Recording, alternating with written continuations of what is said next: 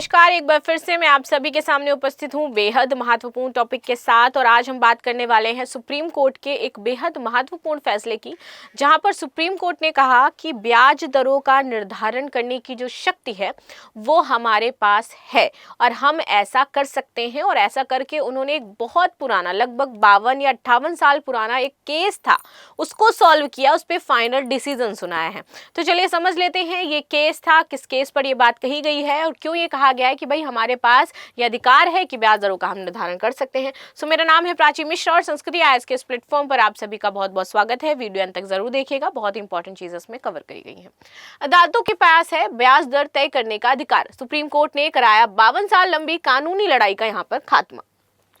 Supreme court ने मंगलवार को कहा कि अदालतों को ब्याज दर तय करने और ये कब से देय होगा, यानी कि कब से उसे ब्याज देना है, ये तारीख तय करने, इनका दोनों का ही अधिकार हो जाता है। ठीक है, यह अधिकार हर मामले में किस पर निर्भर है? ऑफ कोर्स तथ्यों पर निर्भर है। आप कहीं पर ब्याज दे रहे हो, आप बैंक से कटवा रहे हो, तो आपके पास तथ्य है, आपके पास अकाउंट है, आपने कितना दिया है, क्या ये सारी चीजें हैं, तो तथ्यों पर निर्भर करता है कि ब्याज मुकदमा दायर करने की तारीख क्या है। इससे पहले ये डिक्री की तिथि का देय जो हो जाता है वो क्या हो जाता है, राइट। चलो आगे आते हैं। 52 साल लंबी कानूनी लड़ाई का यहाँ पर खात्मा होता है। Justice JB. पारदेवाल और जस्टिस आर. महादेवन की पीठ ने यह टिप्पणी 52 साल लंबी कानूनी लड़ाई को खत्म करने के दौरान ये दिया था आदेश, जिसमें राजस्थान सरकार बनाम आई.के. मर्चेंट्स प्राइवेट लिमिटेड समेत निजी पक्षों के बीच राज्य सरकार को दिए गए शेयर के मूल्यांकन पर यहाँ पर विवाद था और उसी को लेकर के यहाँ पर ब्याज से संबंधित चीजें खड़ी हो गई थी। लागू ब्याज दरों को भी संशोधित किया। यहाँ पर पीठ ने शेयरों के मूल्य को लेकर के भुगतान में की गई देरी पर जो लागू ब्याज दरें हैं उनमें भी संशोधन किया गया। 32 पन्नों के इस फैसले में जस्टिस महादेव ने कहा कि ये पूरी तरीके से साफ है, अदालतों के पास कानून के अनुसार ये अधिकार है कि हम सभी तथ्यों और परिस्थितियों पर विचार करते हुए उचित ब्याज दरों का निर्धारण करने का अधिकार रखते हैं। और अगर आप कोई भी बहुत ज्यादा ब्याज दर आप पर इंपोज करके कह रहा है हमें पैसे चाहिए, तो जितना जायज होगा उतना ही तो इंसान दे सकता है ना। लाइक मैंने किसी से 1 लाख रुपया लिया, वो कहता ब्याज के तौर पर 3 लाख तुम्हें हमें पे करना पड़ेगा, तो ये क्या जायज है कि मैं 3 लाख रुपया उसे पे करूंगी 1 लाख लेकर के?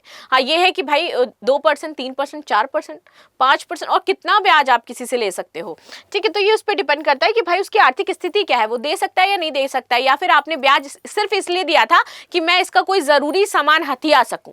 तो कुछ अगर आप गलत इंटेंशन से आप किसी को ब्याज दे रहे हो, एक ये होती है कि भाई मुझे जरूरत है मैंने ले लिया, एक होता है कि यार इसको ब्याज दे दो जरूरत है और फिर धीरे धीरे करके इसकी जो जमीन है वो हम लिखवा लेंगे। और ये सब ज्यादा कौन करता है? जो साहूकार वगैरह लोग होते हैं वो ज्यादा इस टाइप का करते हैं और वो कानूनी दायरे में भी नहीं आते हैं। लेकिन ये क्या चीज थी? ये पूरी कानूनी तौर पर थी, इसीलिए सुप्रीम कोर्ट ने यहाँ पर इन्वॉल्वमेंट दिखाया और चीजें देखी।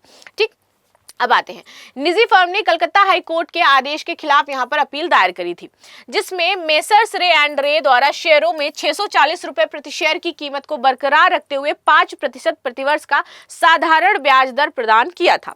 निजी फर्म ने ब्याज की बढ़ोतरी की मांग की तो राज्य सरकार ने कीमतों को यहां पर चुनौती दे दी थी।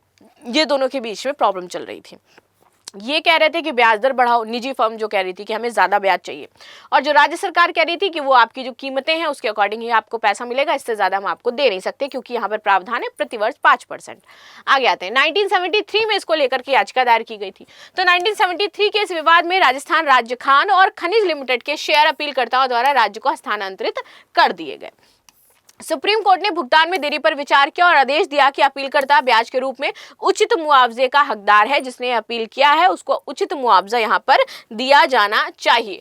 कोर्ट ने 8 जुलाई 1975 से डिक्री की तारीख तक 6% साधारण ब्याज देने का आदेश दिया है और बोला है कि जिस दिन ये दायर किया गया, कोर्ट में आया, उस दिन से आपको 6% साधारण ब्याज देना है।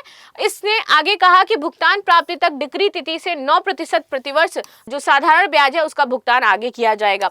राजस्थान सरकार 2 महीने के भीतर बढ़ी हुई मूल्यांकन राशि का इसमें भुगतान करेगी। सो ये थी न्यूज जो हमने डिस्कस करी इसको लेकर के कि भाई हमें ये पता चल गया कि अगर ब्याज से जुड़ा हुआ कोई मुद्दा होगा और ब्याज दरों के निर्धारण का कोई मुद्दा होगा तो सुप्रीम कोर्ट के पास ये अधिकार है कि वो बता सकती है कब से कब तक कितना ब्याज देना है और उसके बाद कहां से कितना ब्याज यहाँ पर बढ़ाया जाएगा। सो सिंपल सी यही चीज थी जो यहाँ पर बतानी थी और ये आपकी वीडियो यहीं पर खत्म हो जाती है। मिलते हैं नेक्स्ट क्लास में, तब तक के लिए धन्यवाद। लाइक शेयर सब्सक्राइब करना बिल्कुल भी ना भूले।